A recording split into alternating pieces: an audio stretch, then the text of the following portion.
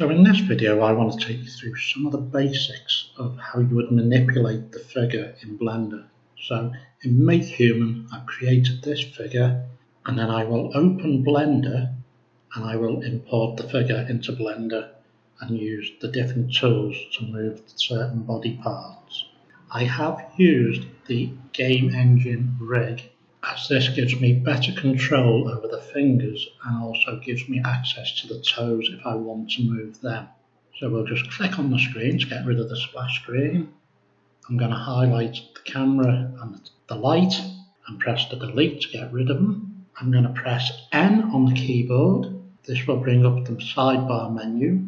Go into Make Human and Import Human. Now this might take a few seconds to do it. And here you can see the figure has now come in.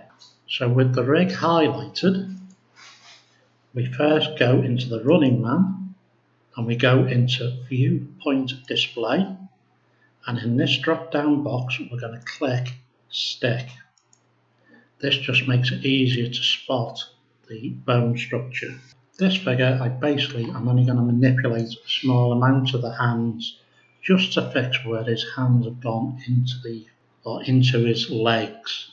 So with the rig highlighted, we need to go into pose mode and we're going to click on this bone here.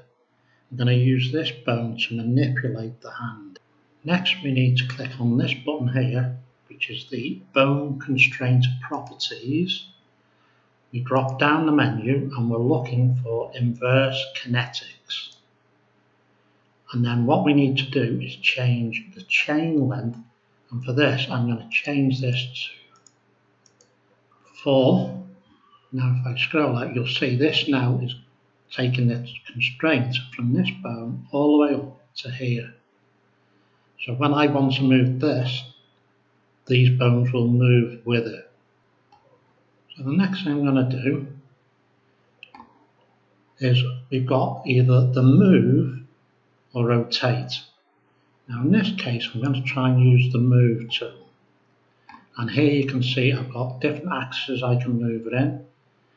So if I click on the blue arrow, this allows me to move it up, but as you see it is actually moving the elbow as well.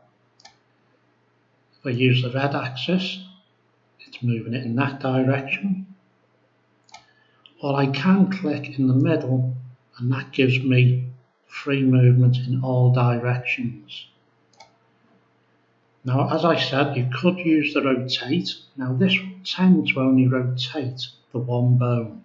So if you wanted to manipulate the finger in one direction, so it ignores the inverse kinetics when you're using the rotate mode, which is handy to know. And that is basically how we move the different bones around. I wanted to kind of keep this short because in future videos I'll show a bit more manipulation of the figures. There's so much more we can do.